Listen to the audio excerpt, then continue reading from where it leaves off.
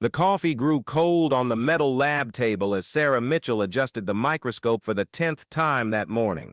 Her hands trembled imperceptibly, not from the chill of the air conditioning slicing through the sterile FBI environment, but from the letter that had arrived 3 days ago. A letter from her missing sister postmarked 5 years after her disappearance on Route 66. Emma's familiar handwriting danced in her mind. If you're reading this, it means they finally found me, or what's left of me. Sarah closed her eyes, feeling the weight of familial guilt settling in her chest like a cold stone. 5 years ago, Emma had called borrowing money, her voice choked with shame and desperation. Sarah had refused, weary of the lies and drugs that consumed her younger sister's life. You were always the perfect one, Sarah. The successful one. Maybe it's better if I just disappear. Those were the last words they exchanged before Emma accepted a ride from a stranger at a truck stop in Arizona and vanished forever. The phone rang, slicing through her reminiscences like a knife. Mitchell. Her voice sounded firmer than she felt. Sarah, you need to get here immediately. Detective Miller's voice carried an urgency that churned her stomach. We found something on Route 66, something you need to see. The discovery site was a 2-hour drive from the lab, on a desolate stretch of the historic highway where cracked asphalt met the red dirt of the desert. Sarah arrived at dusk, as the sun painted the sky in shades of orange that resembled dried blood. The scene was cordoned off with yellow tape, and she could see several investigators hunched over something that gleamed under the artificial lights. What did you find? She asked, approaching Miller, a short, stocky man whose dark eyes reflected years of unsolved cases. A suitcase, shallowly buried about 15 feet from the road. He pointed to an irregular crater in the earth. But it's not just any suitcase, Sarah. It has your sister's name engraved on the side. Sarah's heart leaped. She approached the object, now resting on a tarp spread on the ground. It was a vintage brown leather suitcase, the kind Emma always carried, an heirloom from their grandmother that she never parted with. The initials EM gleamed on the side, branded with the same hot iron Sarah remembered seeing Emma use as teenagers. Did you open it? She asked, her voice barely a whisper. Miller nodded gravely. You need to see the contents, but I'll warn you, it's not pretty. Inside the suitcase, carefully arranged like a macabre altar, were Emma's belongings, her purple diary, family photographs, some clothes folded with military precision, and a series of objects Sarah didn't recognize. Small animal bones, strange crystals, and a notebook filled with incomprehensible symbols. But what disturbed her most was finding, at the bottom of the suitcase, a picture of herself, Sarah as a child, smiling innocently, with her eyes pierced by pins. This doesn't make sense, Sarah murmured, picking up the photograph with trembling hands. Emma loved me. We fought, but there's one more thing, Miller interrupted, handing her a sealed envelope. It was stuck to the inside lid of the suitcase. It's addressed to you. Sarah tore open the envelope with fingers that felt foreign. The letter inside was written in Emma's handwriting, but the words were from a person she didn't recognize. Asterisk Sarah. Asterisk asterisk. If you're reading this, it means they finally let me go, or that I found the courage to leave a clue. I don't know who I am anymore, or how much time has passed since I accepted that ride. The man who picked me up wasn't a normal man. They took me to a place where time doesn't exist, and where they do things to people, things that change you inside. Asterisk, I saw other women there. Dozens of them, all who once disappeared on the highways. They keep us to serve what they call the greater purpose. I tried to resist, Sarah. I tried to remember who I was before, but they have methods that make you forget, that make you want to stay. Asterisk, asterisk, I hate you for not helping me when I asked, but I also love you for being the only real thing left of me. If anything happens to me, look for the House of Eternal Harmony. It's 50 miles north of here, hidden in the mountains. They're doing something terrible there, Sarah. Something beyond your imagination. Don't trust anyone who says they're trying to help, not even the police. Some of them know and choose not to see. Asterisk, your sister. What's left of her? Emma. Sarah felt the world spinning around her. Miller watched her with a worried expression. but there was something in his eyes she couldn't decipher, something that made her question whether he was truly surprised by the letter's contents. "You know this place, House of Eternal Harmony?" she asked, studying every micro-expression on his face. Miller hesitated a second longer than he should have. "Never heard of it, but we can investigate." That night, Sarah couldn't sleep. She stayed in her apartment, poring over every word of the letter, every object found in the suitcase. The pierced photograph haunted her especially. Why would Emma do that? The sweet, fragile sister she remembered had never shown such deep resentment, unless something or someone had changed who she was. In the morning, Sarah decided to act alone. She lied to Miller, saying she needed a few days to process the discovery, and drove toward the mountains north of Route 66. The road snaked through increasingly desolate landscapes, where giant cacti stood like silent sentinels under the merciless sun. After 3 hours of searching, she finally saw it, a sun-bleached wooden structure, almost invisible against the pale mountain rocks. There were no signs or markers, just a dirt road leading to a low-slung complex of buildings surrounded by barbed wire. Sarah parked a mile away and continued on foot, her heart pounding so hard she was sure everyone in the compound could hear it. The House of Eternal Harmony didn't look sinister at first glance. It was almost bucolic, well-kept gardens, people dressed in white working silently, the gentle sound of chanting drifting on the air. But there was something wrong with the place's perfection, something that made Sarah's skin prickle with a primal sense of danger. She hid behind a rock formation and watched for hours. She saw women walking in orderly lines, all with vacant expressions and mechanical movements. She saw men in dark suits supervising the work, their eyes constantly scanning the perimeter. And then, late in the afternoon, she saw her. Emma, her sister, was unrecognizable, thin to the point of emaciation, gray-haired. Despite being in her early 30s, moving with the slowness of someone much older. But it was her eyes that shocked Sarah the most, vacant, lifeless, as if the person who had once been Emma had been carefully removed from within them. Sarah had to bite her own fist to keep from screaming. Emma was alive, but what she saw walking through the compound was merely a shell, an echo of the person her sister had been. It was clear the letter had been written in a moment of lucidity that might never come again. As night fell, Sarah moved closer to the compound. There were guards, but they seemed more concerned with keeping people in than with preventing intruders. She managed to infiltrate by cutting the fence at the back, where the mountains provided natural cover. The inside of the compound was even more disturbing than the outside. Narrow corridors connected dormitories, where dozens of women slept in military-style bunks. The air was thick with the smell of incense and something else, something sweet and cloying that made Sarah feel dizzy. She vaguely recognized the odor, opium, mixed with other substances she couldn't identify. Following the sound of hushed voices, she came to a central room, where a tall, thin man in white robes was speaking to a group of women seated on the floor.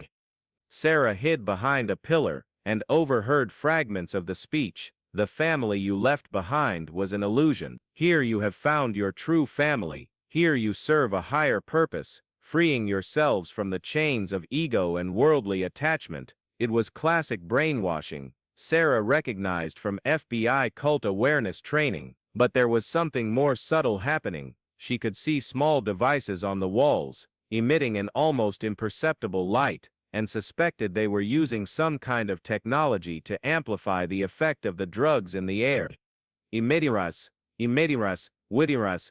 Emma was in the front row, her eyes fixed on the leader with a devotion that made Sarah's stomach churn. This wasn't her sister anymore. She was a carefully programmed puppet. Sarah was preparing to retreat when she felt a heavy hand on her shoulder.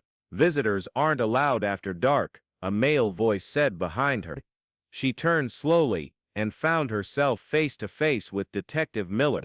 The detective was smiling, but there was something predatory in that expression she'd never noticed before. "You knew," Sarah whispered, the realization hitting her like a bucket of ice water. "You always knew." "Of course I knew. How do you think we found the suitcase exactly where we needed to find it? How do you think your sister managed to post that letter? Miller chuckled softly. We planted everything, Sarah. Every clue, every piece of evidence. We were waiting for you to come to us. Why? The word came out as a choked sob. Because you're special, an FBI forensic scientist, a brilliant mind, someone people will look for when you disappear. Your sister was just the bait. The real catch was always you. Sarah tried to run, but other men emerged from the shadows, blocking all escape routes. She was captured with inhuman ease, her attempts at resistance neutralized by practiced hands. They dragged her to a basement room that looked like a medical laboratory. There were gurneys with leather restraints, equipment she didn't recognize, and walls covered with photographs of women, hundreds of them, all with the same vacant expression she'd seen on Emma. The process takes a few weeks, Miller explained as they strapped her to one of the gurneys. First, we break you psychologically, then we rebuild you the way we need you. Some women resist more than others, but in the end, they all succumb. Your sister lasted almost 6 months before fully embracing the harmony. Sarah remembered stories she'd heard during her career, women disappearing on highways, especially Route 66, never to be found again. Now she understood it wasn't a coincidence. It was a system, a carefully orchestrated operation that had been running for decades. You can't keep doing this, she said, trying to keep her voice steady. People will look for me. The FBI will. The FBI has some very helpful people working with us, Miller interrupted. How do you think we managed to operate for so long without interference? There are many people in positions of power who believe in our work, who understand that certain problematic women are better served finding a higher purpose. In that moment, Sarah understood the true scale of the horror. It wasn't just a secluded cult. It was a network that stretched to the highest levels of government and law enforcement. How many women had been redirected over the years? How many families had been convinced that their daughters, wives, and sisters had simply chosen to disappear? If you're following this story and touched by Sarah's fight to find her sister, please subscribe to our channel and hit the notification bell. Stories like this, exploring the darkest corners of the human experience and the unbreakable bonds of family, are what we share regularly. Your subscription helps us continue creating content that goes beyond the superficial, diving into the emotional complexities that define us as human beings. Now let's see how Sarah handles the shocking revelation to come. They began the process the following morning. Sarah was forced to take substances that made her mind swim, blurring the line between reality and hallucination. For hours, voices whispered in her ears, repeating mantras about liberation from suffering through submission. Lights flickered in hypnotic patterns, and she could feel her resistance being methodically eroded. But Sarah had trained to withstand interrogation during her FBI training. She knew the key was maintaining an inner core of identity, no matter what they did to her body or mind. She focused on specific memories, the scent of her mother's perfume, the sound of Emma's laughter as children, the rough texture of the first scientific report she'd written. During the third night, as the effects of the drugs wore off, she managed to loosen the restraints binding her. Years of lab work had given her fingers strength and dexterity, and she slowly worked at the leather buckles until she freed one hand. Escape by force was impossible. There were too many guards and she was too weak to fight. But Sarah was a scientist, and scientists solve problems using intelligence, not brute force. She'd noticed the lab's ventilation system connected to the rest of the complex, and that the chemicals used in the treatments were highly flammable.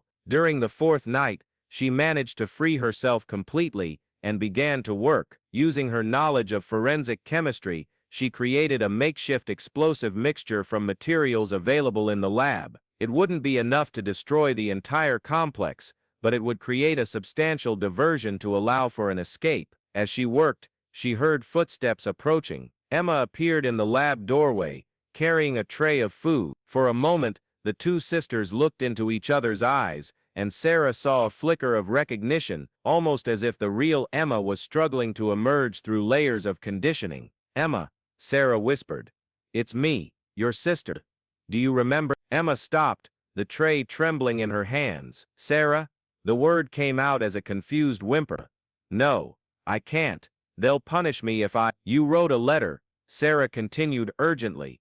You asked for help. I came to get you. For a terrifying moment, Sarah saw the struggle happening behind Emma's eyes, programming battling buried memories, conditioning fighting against sisterly love. Emma dropped the tray, her hands flying to her temples as if her head might explode. I remember, she said finally, her voice cracking. I remember you calling, you saying no, me getting that ride. Tears streamed down her face. Sarah, what did they do to me? What have I become? The story's second twist had arrived. Not only was Emma alive, but there were still vestiges of the person she had been, fighting to resurface. Sarah felt a surge of hope mixed with horror at her sister's condition. We're getting out of here, Sarah said, quickly finishing her explosive preparation. But I need your help. You know this place better than I do. Emma nodded, wiping away tears.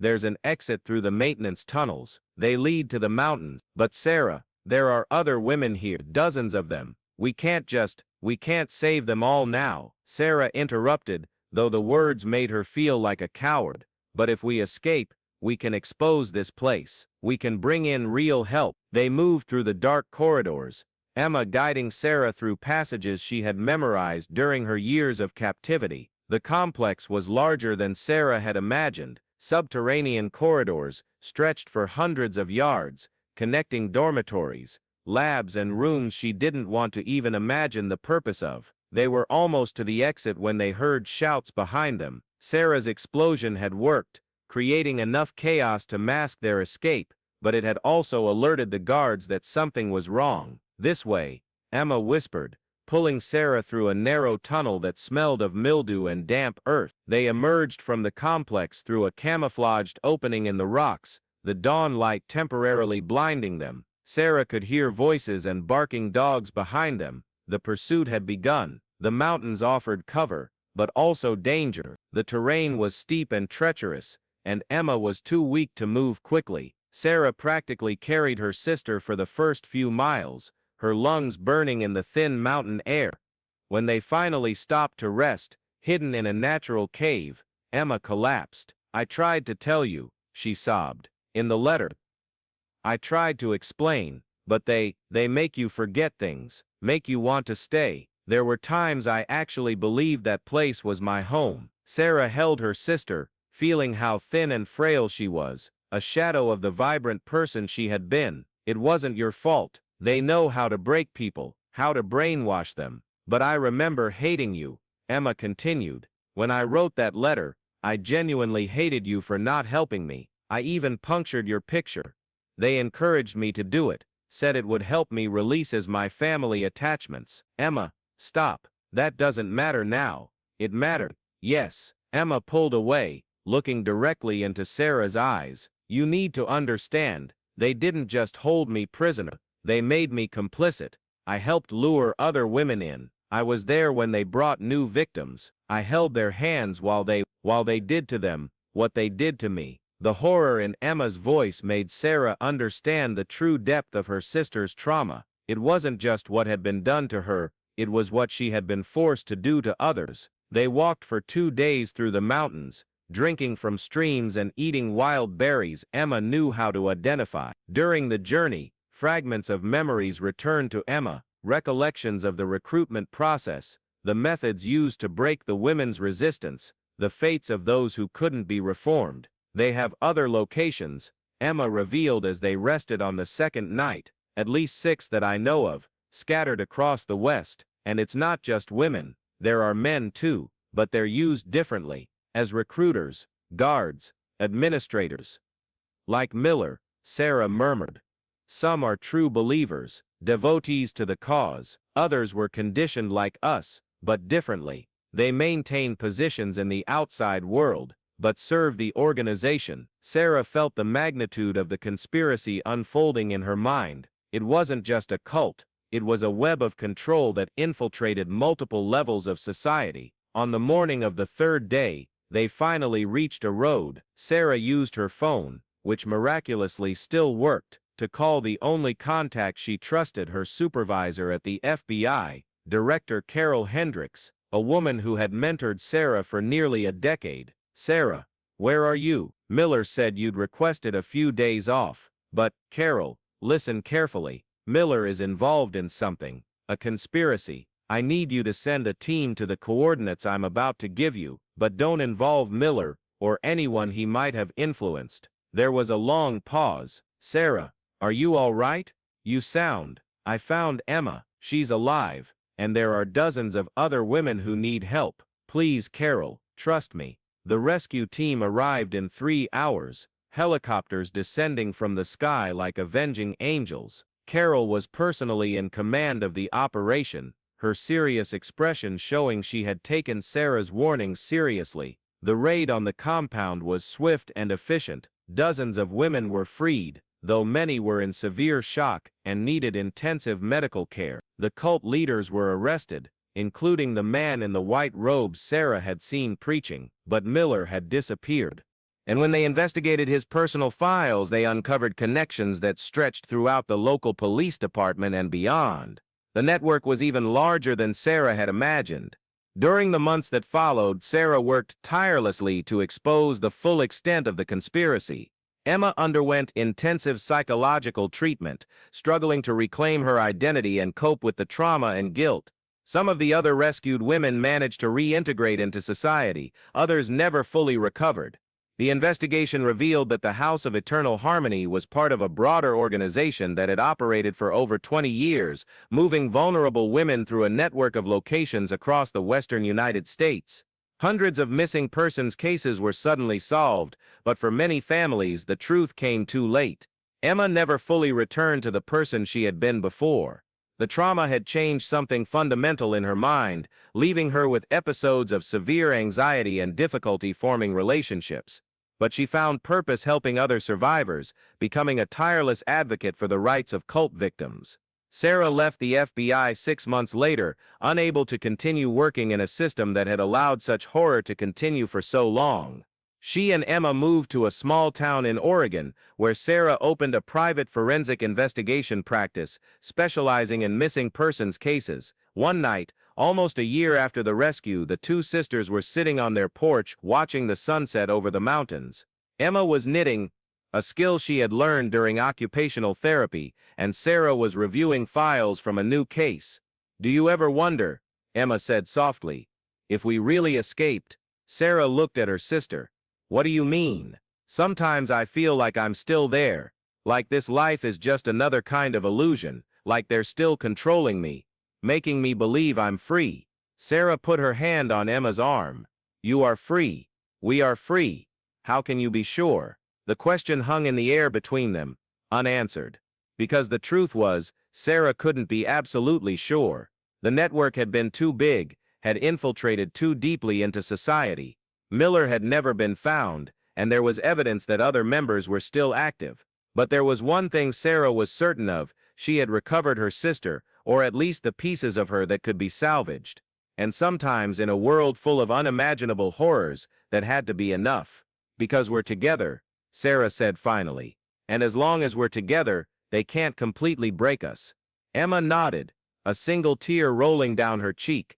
"Thank you for coming to get me. Even after everything, you're my sister," Sarah replied simply. "I would always come for you." That night Sarah dreamt of Route 66, of women walking along the highway under a starless sky. In her dream she could hear their voices whispering on the wind, stories of lives interrupted, of families shattered, of second chances denied. But amongst those voices, she also heard something else: hope, the promise that sometimes, at least some people find their way back home. When she awoke, Emma was standing by the window, looking out at the road leading into town. "There's a van parked down there. It's been there for an hour," she said quietly. "Tinted windows." Sarah joined her at the window. The van sat there motionless as a predator waiting. They looked at each other, communicating volumes without words. Maybe they would never truly be free. Maybe the net was too big, too powerful to be completely destroyed. But they had survived the worst. They had found each other in the darkness, and if they came for them again, this time they would be ready. Sarah picked up her phone and dialed a number she had memorized, a direct line to an investigative journalist she trusted. If anything happened to them, at least the story would continue to be told. The van remained for another 2 hours, then vanished as silently as it had arrived. Sarah and Emma stayed awake until dawn, drinking coffee and sharing childhood memories, remembering who they had been before the world showed its darkest face.